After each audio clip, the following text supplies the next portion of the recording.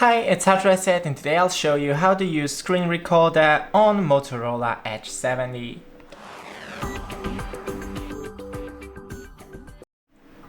So first, open the quick settings by sliding from the top of your phone, then search right here for screen recorder. Click on it, and here is the record your screen. When you're recording your entire screen, anything shown on your screen is recorded. Be careful with things like passwords, payment details, messages, photos, audio, and video.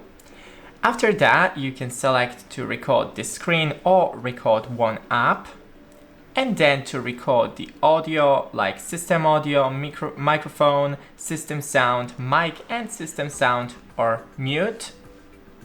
Then to enable the camera and enable the touch points. After that, just click record, and as you can see, it is recording right now. To end, just click right there. Thanks for watching, don't forget to leave a like and see you in the next one.